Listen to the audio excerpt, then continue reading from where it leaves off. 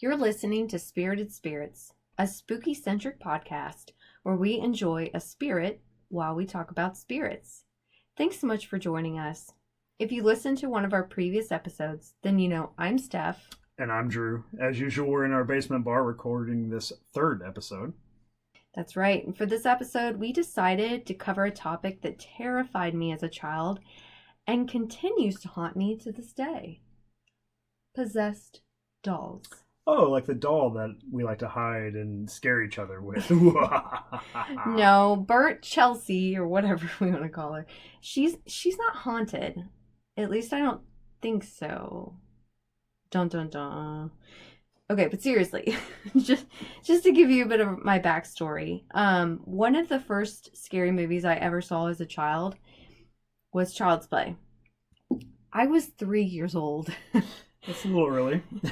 So my dad used to watch me while my mom worked nights, and apparently one night he decided he wanted to watch Child's Play.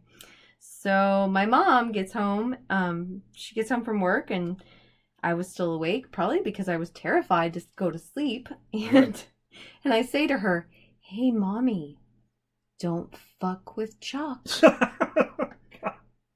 Yeah, so possessed dolls have always freaked me out. And because we recently had an experience with what I think was a haunted doll, I thought this topic would be perfect for our third episode. But before we dive in, let's tell our listeners what we're drinking tonight. Yeah, so we're drinking a cocktail that we are calling the Haunted Doll. Oh. It's made with Maker's Mark bourbon, maple syrup, pomegranate juice, and bitters. But the spooky twist is that we saged the glass to keep the evil spirits contained within. You can find the photo and the recipe for this cocktail on our Instagram page at spirited_spirits_podcast. That's right. So to begin, did you know, Drew? Yeah, that's me. And listeners, did you know the scientific name for the fear of dolls is pediophobia? I did not know that. Yeah, I didn't either, but I Googled it. You Googled it. According to a Smithsonian Magazine article I found called The History of Creepy Dolls, it really wasn't until about the 18th or 19th centuries that dolls looked real enough to be threatening. Oh, okay. So it was when they began looking too human, right, that people started calling dolls creepy. Right. Okay. And if you may or may not know this, but in the early 1900s, the doll manufacturers began creating dolls whose eyes would open and close. You've probably seen one of those baby dolls, depending on when you lay them down or hold them up, right? Yeah. Okay. So the article goes on to say that in the 20th century, Hollywood exploited this fear of dolls by creating evil, homicidal versions. There was the Twilight Zone's vengeful Talkie Tina. Right. Yeah, you may remember episode. that. That is a great episode. There's the Poltergeist terrifying clown doll, right? He grabs the boy and starts strangling. Yeah, that's why my mom had to sleep on the trundle bed for like a week. Oh my God. And as I mentioned before, Child's Play's Chucky, which is a My Buddy doll possessed by a serial killer, right? So there are several other B movies that I haven't really seen, so I'm not going to mention those here. But more recently, there's the Annabelle doll from the Conjuring franchise, which is based on a true story, according to paranormal investigators Ed and Lorraine Warren. R.I.P. Ed and Lorraine. Right. Oh. So I thought it would be fun to discuss the quote-unquote true story behind the 5 most infamous possessed or haunted dolls in the world. Let's begin first with Annabelle. I feel like that's the most famous one. Yeah, I mean, certainly in most recent years. So most of you are probably familiar with Annabelle because of The Conjuring and the Annabelle movies, but the movies aren't exactly accurate. Oh, of course. Right. So for starters, the doll doesn't even look the same as the real life version. In the movies, it's this creepy porcelain doll with this like evil smile. But in reality, Annabelle is an antique Raggedy Ann doll made of cloth. She has red yarn hair, black button eyes, a red triangular nose. She's wearing a floral cotton dress, white apron, and striped tights. So the Conjuring movie shows a snippet of what the doll has been accused of doing and how the Warrens obtained the doll. But there's so much more to the story, so I wanted to share it here. Okay. So according to the book, The Demonologist, The Extraordinary Career of Ed and Lorraine Warren by Gerald Brittle, which, by the way, is a fantastic book. The Warrens were contacted by an Episcopal priest who had heard 2 nursing students had been in communication with a human spirit. The priest was concerned because one of the nurse's friends had allegedly been attacked by the spirit. Ed contacted the nursing students, whose names were Deidre Bernard and Laura Clifton, and told them he and his wife would come by to investigate. So when the Warrens arrived, they sat down with Deidre, Laura, and Laura's fiance, Cal, and with the tape recorder running, they asked the 3 friends to detail what had been happening from the beginning. Mm-hmm. Okay. So Deidre explained her mom had given her a large Raggedy Ann doll for her birthday. That seems like a weird gift to give. It does seem really strange because she was like in her 20s. Right. But I think it was, I don't know, supposed to be whimsical and fun, and I don't know, it's the 70s, so who knows. But the activity started off very small, as it tends to. Right. Right? So Deidre would make her bed, she'd leave the doll lying in a certain way, but when she would return home, the doll's legs and arms were positioned differently. Soon the doll was moving about the apartment. Now they obviously didn't see the doll walking around, right? But they would leave the doll in one spot, and then they would come home and they would find it in a completely different location. And it would leave notes on parchment paper, and it appeared to be in a young child's handwriting. The notes would say, "Help us," or "Help Cal." And so what's really interesting here is Ed questions them and says, well, did anyone have a key to your apartment? Would anyone be pulling a prank on you? See, that seems a logical question, because, I mean, I would have asked the same thing. I mean... Right, because we, like, totally hide a doll we totally hide a doll from each other, just stuck with each other. Exactly. So Deidre, apparently, they thought the same thing, okay? But they couldn't find any evidence of anyone breaking into their apartment. No one had, there's no evidence. I think they even said in the book that they had, like, left things out to, like, if someone had walked past, they would have been able to see, like, footprints, or there would have been some indication someone had come into their apartment. There was never any indication. So then one night they came home and they found 3 drops of blood on the Annabelle doll. Oh, so that's why we did 3 drops of pomegranate juice. That's why we did that in the recipe, which if you look at our Instagram, you'll see.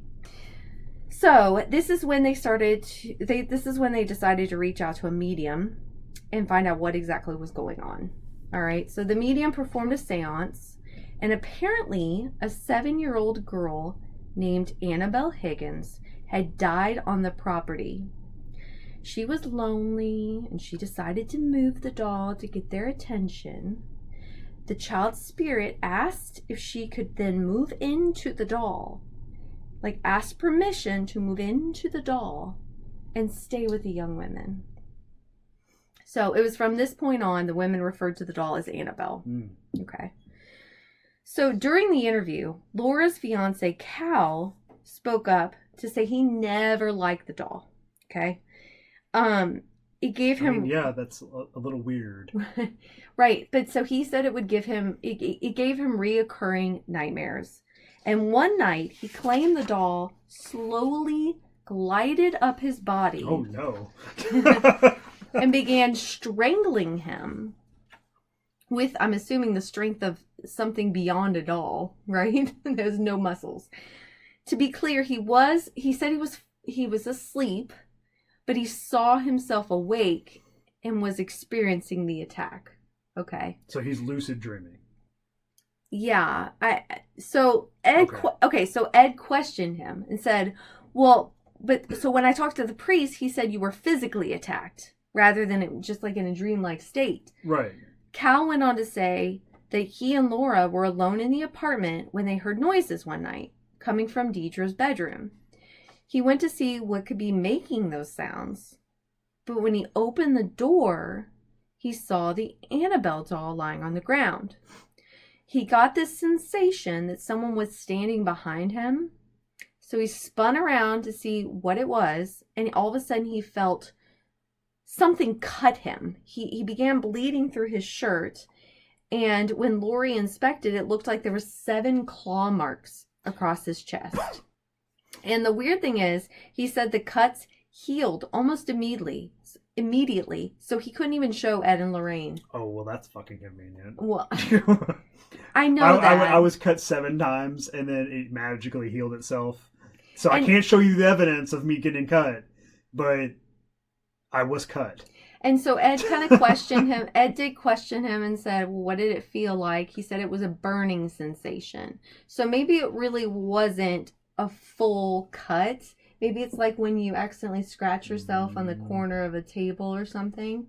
I don't know. I think these people are full of shit. I don't at all. Mm-mm.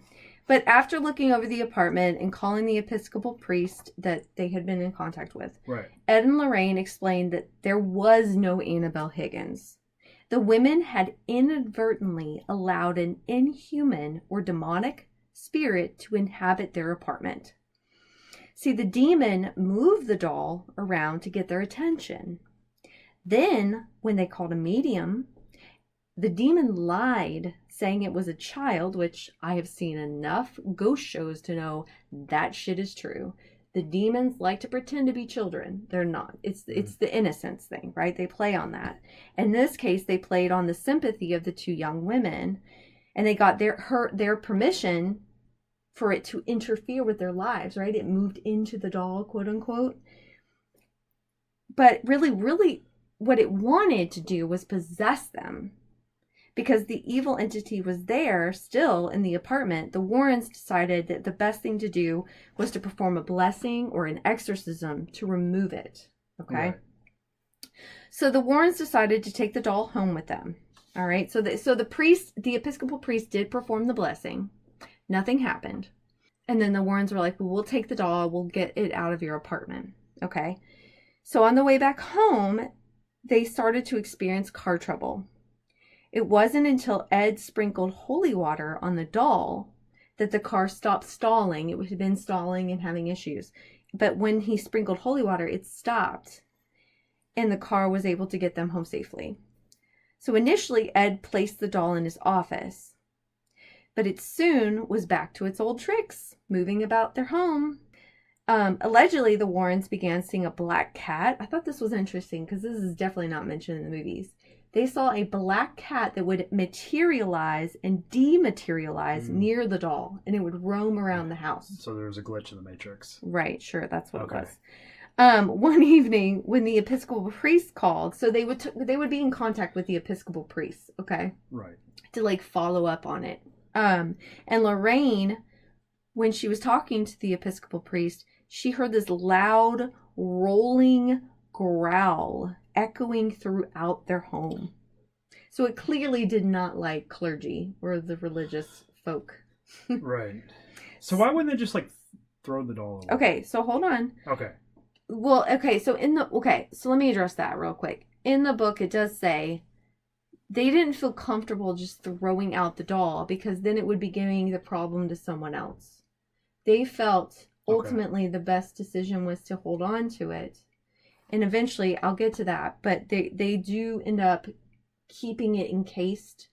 Right. In a way that I think they were concerned, which I don't know how you all feel about Ed and Lorraine Warren, but I think they in the book, they say they did not want to just throw it out and have it be someone else's problem. Because this was a demonic conduit, right? It was the doll had been a conduit for this demonic entity, so they didn't want it to be someone else's problem.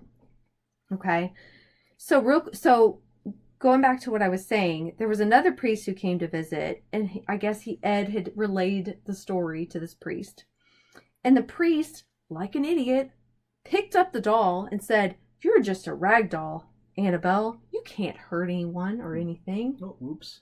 Bad decision. Because on his way back to the rectory, his car's brake system failed and he got into a bad accident. Now, luckily, he survived. He was fine. But allegedly, Lorraine had kind of sensed something was going to happen. She had told him when he was leaving, like, be careful with your, I guess she had sensed there was going to be a car accident. Right. So other strange occurrences happened in the Warrens' home.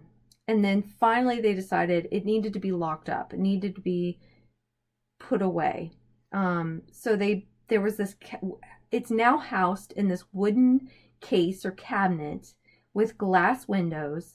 There's a cross on top in the pointed arch of the wood case. Okay. Okay. And there's a sign that reads, "Warning, positively do not open." Okay. So you want that for Christmas? I do not. No. Okay. No, I do not. All right. So, I know I spent a lot of time talking about Annabelle. Well, she's the most. And sorry if we're coughing. I just want to point out, like, side note, it's allergy season in Ohio Valley, and yeah. we're fucking dying. So, Stephanie and I are both tree pollen. Tree pollen is evil. Yeah, it's the devil. Yeah, allergies suck. So if we cough or something, we're gonna try not to do that. Or clear our throats. Forgive us if our voices sound a little off tonight. But real quick, okay. So going back to the haunted dolls, they won't be quite as in depth as Annabelle's was. Right. But I did feel like I needed to kind of set the record straight. But she's the most famous. I mean, right. I feel like that when you say haunted doll, what do you think of? You think of Annabelle. You think of Annabelle. Yeah. Because Chucky. Also, she has like. But okay, Chucky's a fictional character, and Annabelle is allegedly, yeah. But the thing is you have The Conjuring, which has Annabelle in it, and then you have how many Annabelle movies? Like 3 or 4? I don't even know. We saw the first one. I think maybe the second one, and the first one I really enjoyed. It just wasn't real. Okay. It was spooky. It was okay. It was spooky. Anyway, I love The Conjuring, but anyway, okay. So next up on our list is Robert the Doll. You may or may not have heard of Robert the Doll. But he's a pit-faced, and I say that because, like, literally his face looks like foam, and it has, like, there's, like, holes in it. He's got black beady eyes, and he's a stuffed doll in an old sailor outfit. Now, his backstory. In the early 1900s, the doll was given to a young boy named Robert Eugene Otto. The two became inseparable. The boy's parents often heard him in his bedroom talking to the doll. And allegedly, the doll would respond with a different voice. They also said the doll would move or change positions on its own. That seems to be a recurring thing here. Right. The boy, who went by his middle name of Eugene or Gene, would blame Robert the doll for accidents that occurred around the house. So when something was broken, he would say, "I didn't do it. Robert did." But Eugene loved the doll, and he refused to give it up. So Gene kept the doll even into his adulthood and still had it with him when he passed away in 1974. Later, Robert was donated to the Key West Art and Historical Society and is now on display at the Fort East Martello Museum in Key West, Florida. Visitors who take pictures of Robert without his permission often experience bad luck. The museum is said to receive letters from people who've claimed to have had accidents, car accidents, gone through divorces, experienced financial ruin, all kinds of calamities because they disrespected him. So don't fuck with Robert. Exactly. Okay. So now on to Mandy. Mandy is a porcelain baby doll with a cracked face, and she's dressed in a white gown and bonnet.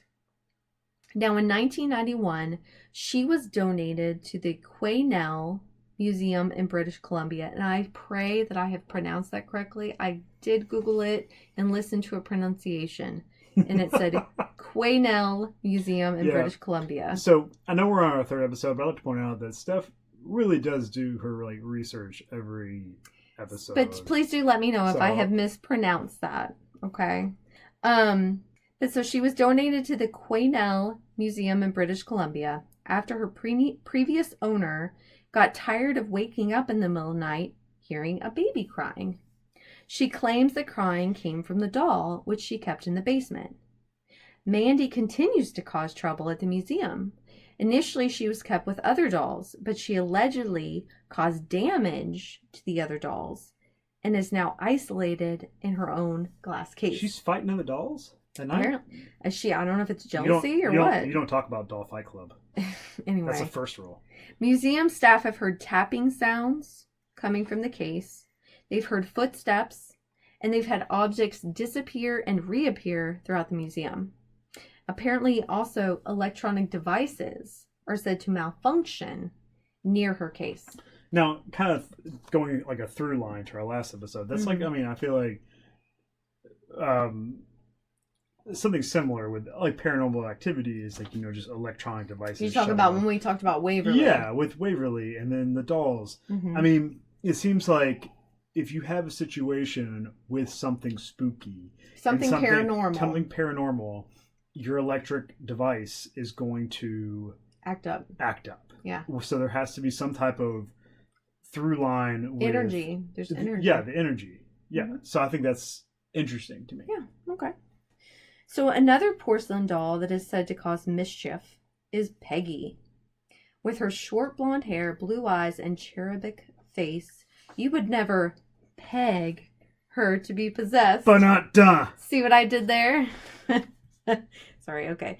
Peggy was given to British paranormal researcher Jane Harris after the previous owner experienced terrible nightmares and hallucinations. So in 2015, Jane uploaded photos and videos of Peggy, and she immediately got the attention of the online paranormal community. People who viewed images and videos of Peggy claim to have horrific nightmares and physical ailments such as fever, nausea, and severe headaches. One woman claimed to have had a heart attack after seeing Peggy in a video. And Drew is refilling our drinks right now. I am remaking drinks.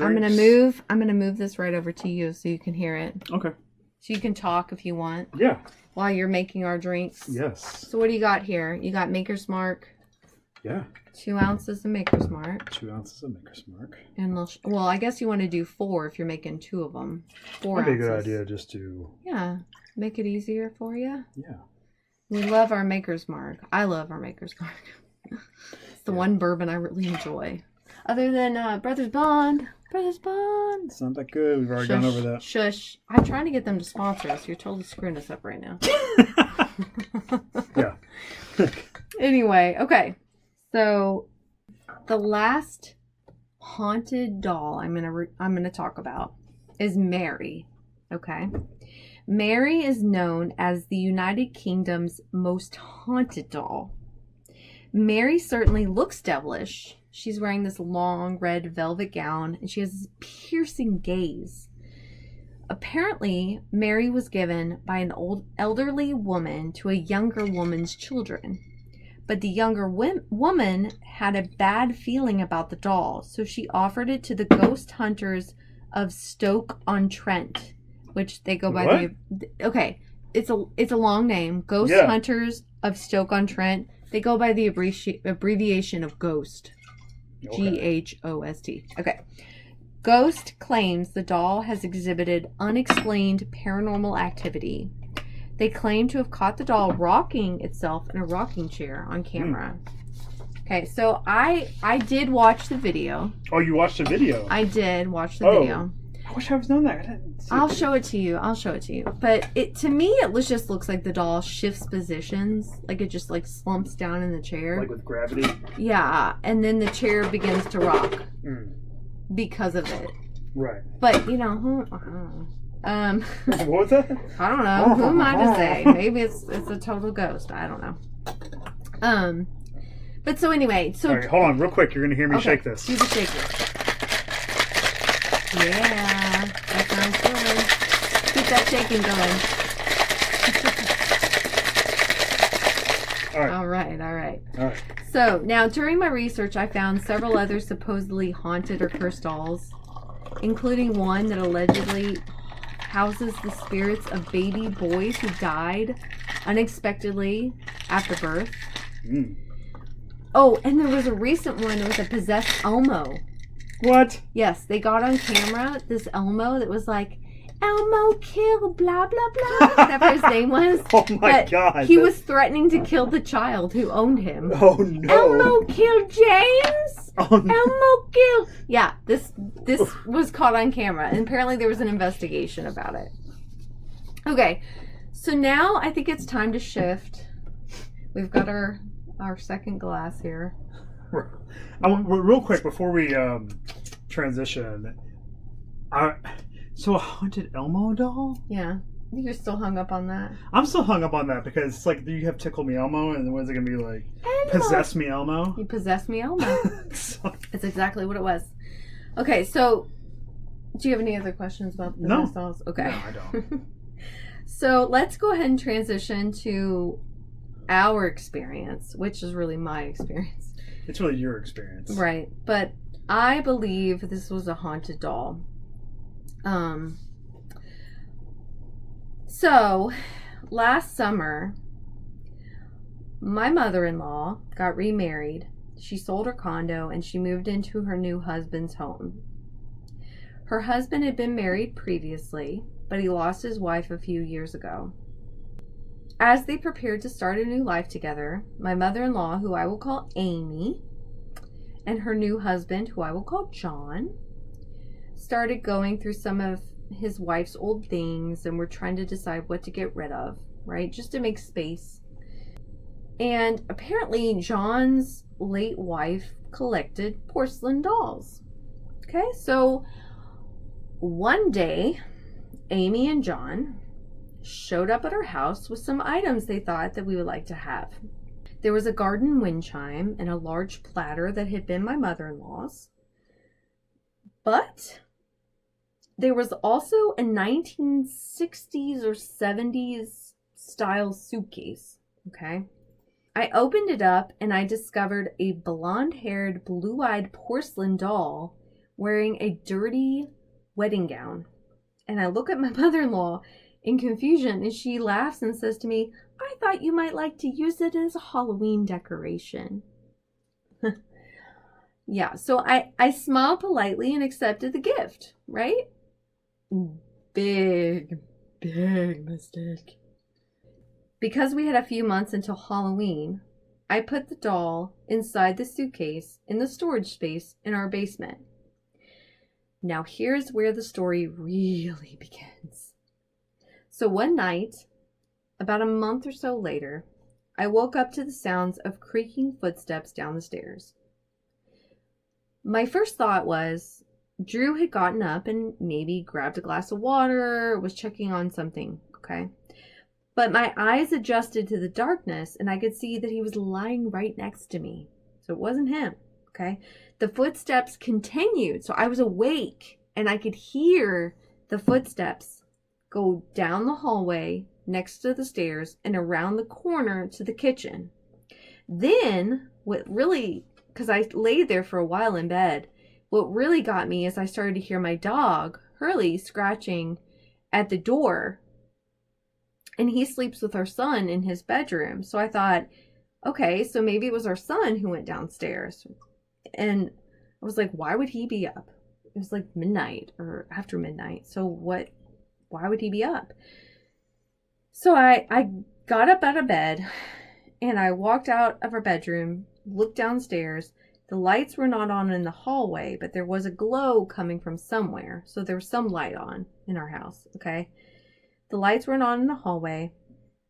I walked into our son's bedroom, or I opened our son's bedroom door to stop our dog from scratching when I noticed that our son was still asleep in his bed.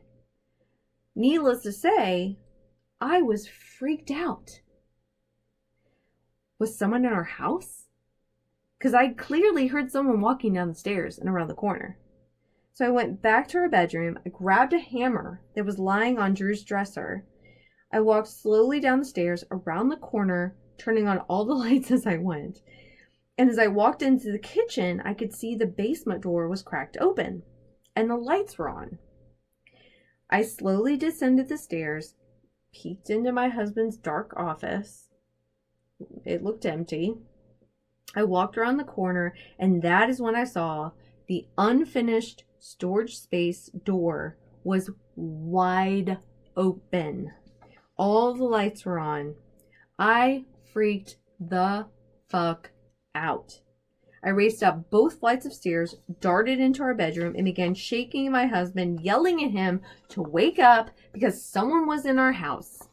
I was still clutching the hammer in my hand, so he probably thought I was going to murder him. Yeah, so at this point, I am awoken by sudden shaking. Sorry. And here is my pretty little wife with her eye mask on her forehead, clutching her hammer, shaking, looking down at me and saying, "There's somebody in the house.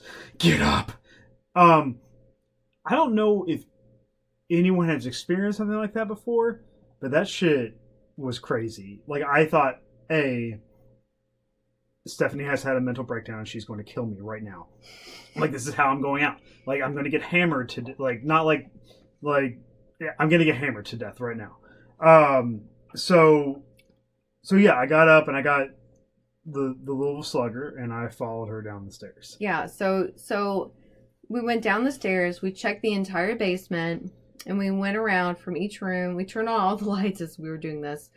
Found no evidence of an intruder. Okay? So then, once we felt confident we were okay, we went back upstairs. I had a hell of a time trying to go back to sleep. My adrenaline was like through the roof. I did finally fall asleep. Finally passed out. I was so tired. But in the morning, Drew and I talked, and at first he thought, you just dreamed it. This is just a dream. I still think you did. It was, you imagined it. I swear to you, I did not imagine it. I woke up to the sounds of footsteps. I continued to hear said footsteps when I was awake. And then the dog, who never scratches at the door unless he's trying to get out because he thinks someone's awake, was scratching at our son's bedroom door to get out. He clearly heard someone go down the stairs. So the only thing is, that's what freaks me out. That was confirmation for me. Our dog is pretty smart. If he feels like somebody is, he's a yellow lab, white Swiss Shepherd mix, and he is smart as hell. Yeah, he'll be going after that person. Right. So and then not to mention, Andrew, that the lights were all on in the unfinished area, because every night I asked Drew, hey, did you turn off all the lights? Did you lock all the doors? And if I don't feel confident that he's done this, I have to physically get out of bed and I have to go check all the windows or check all the lights, check all the doors, and make sure everything is locked up. Okay? So if everything was locked up, all the lights were off, we hadn't even been probably in the unfinished basement. Explain to me how the lights were on in the middle of the night. Explain that, because I don't have an explanation. Maybe I forgot to turn them off. I mean, I usually do, but maybe I just, like, that one day forgot to turn them off. Okay, but what about the footsteps? And why would Hurley be scratching? I don't know about Hurley. I mean, maybe Hurley heard you, and that's why he started scratching. The only thing I can think of with the footsteps is you were having a dream. You're entirely too logical. Like you were having a lucid dream, or maybe like but here's okay. Maybe that's what it was. Okay, so real quick, the next day, in the morning, okay, it was like Monday morning. Okay, I had to work. I had to get our kid on the bus. I wake up, do all the things. Once I get home on the bus, I go downstairs and I'm like, I just go down to the unfinished area, to the unfinished storage area. And I'm just like processing what happened. I turn on the lights. I open the door. I open the door, turn on the lights. I look around. And that's when I spot the vintage doll suitcase. And that's when it hit me. What if it was the doll, or rather a spirit attached to the doll that was making those noises? That's the only explanation. So I did what any rational human being would do. I saged the shit out of my house, said a bunch of prayers, And I threw the doll and its suitcase in the fucking garbage. That bitch can go haunt the dumpster. The trash dump, that bitch is gone. She's not in my house anymore. And you know what? I've not heard any footsteps since. And I didn't hear any footsteps before the doll was here, and I didn't hear any footsteps after the doll was put in the trash can. So you know what? A plus B equals C.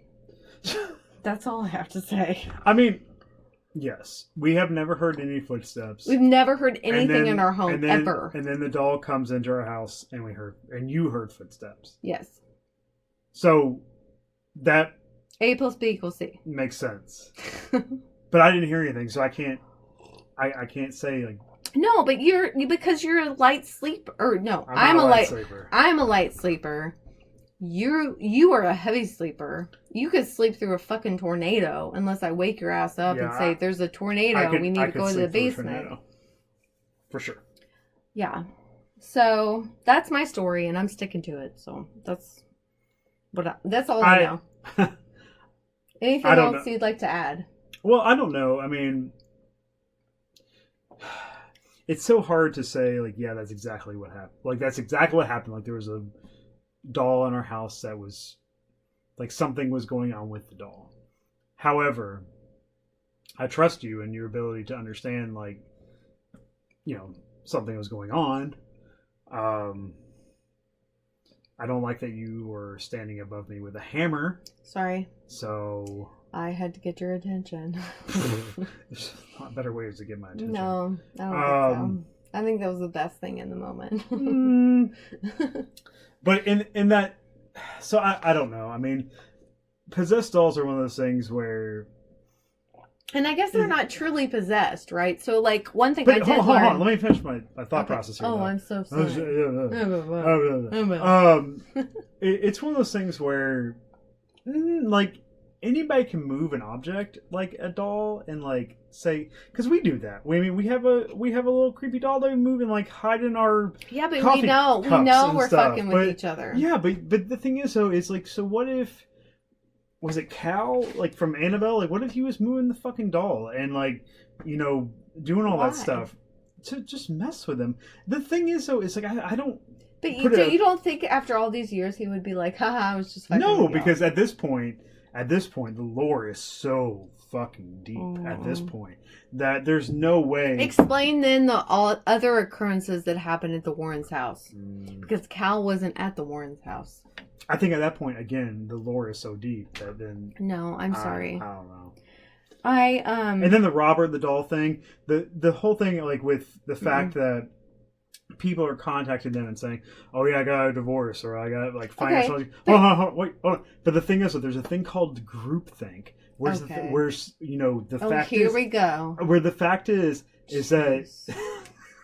you can sometimes get to a point where, like, this is what everyone thinks happens, and then you come back to your home state or whatever, and something bad happens. Oh, it's Robert the doll.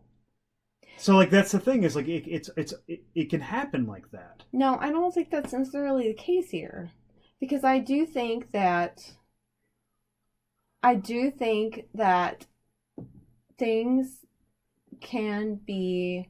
I don't think dolls can be necessarily possessed. I think they can be used as conduits, as Lorraine says, as a way to manipulate people. I mean, think about I almost said Ouija board. That's not correct. Think about, what is it called? Voodoo dolls. Oh, voodoo dolls. Okay. Yeah, and how they, like, people would use them to, like, try and manipulate people into injury, or can that also be the power of suggestion? Not necessarily. Not if like, someone doesn't know. I stabbed this doll, and this guy, like... But if someone doesn't know... This guy trips and falls and, like, but if someone his back. Doesn't know... If someone is unaware that there's a voodoo doll created in their image or whatever, and then they all of a sudden experience a heart attack, but then the doll had been pierced through the heart with a needle, how do you explain that? Like, there's just some things that can't be... There's some things that can't be rationalized. There's some things that can't be... No, I agree with you on that. I agree that there's some things that can't be rationalized. with like these situations. I'm not saying every one of these dolls. Like as I indicated, I watched the video of Mandy. Right. There's certain dolls I think that are probably people have amped up. Right. Do I think some dolls are certainly like haunted or cursed or whatever? Yeah, I do. I do, because we have put so much energy into that theory, that mythology. I do sometimes think maybe that manifests. And it maybe I guess what I'm trying to say is maybe when we put so much stock in it, it becomes reality, and then it's used against us.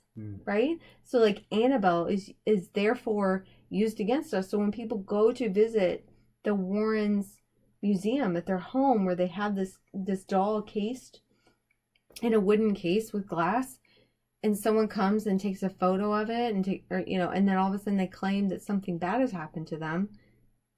So maybe they manifested that because the negative energy that was involved in that doll, because of the demonic entity. When was the last time? So when you were doing your research, when was the last documented case of, like, do you remember the last documented case of a well, I told you the most recent was probably the Elmo. There may have been others, but I'm just right. I Googled and was looking at because I was trying to find like the top 5. And there's plenty more. I mean, there's even eBay.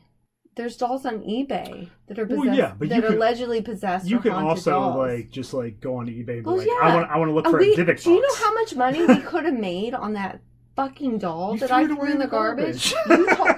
You told me to throw it away in the garbage. I didn't want it in the house. You were like, get it the fuck out of our house. I don't blame you. I'm not blaming you, but we could have made some money on the possessed doll. I'm just saying. If we had said it was a possessed doll. So what I'm also thinking too is the fact is, you don't see this kind of recently. Like, you don't see like someone say, "Oh, I have a possessed Leonardo, like Ninja Turtle." Like, I mean, you don't say, "Oh, I've got a possessed Pikachu." Like, I mean, you don't see new stuff like that. So I'm wondering if we're looking at it in a folklore lore type of way, that type of thing is dying out. I don't know. I don't have an answer. I don't think we're going to have an answer. No. But I just am throwing that out there. There's no possessed, Michelangelos. Right. That's for you, Elliot. Calling out your friends on the podcast. I'm calling out him. So this is probably a good segue. Right. Listeners, if you've had an experience with a haunted or cursed doll, we want to hear about it. We do. Yeah. Yep. So email us at contactspiritedspirits@gmail.com. Also, don't forget to follow us on Twitter, which is @spiritedspirits, and on Instagram, which is @spirited_spirits_podcast.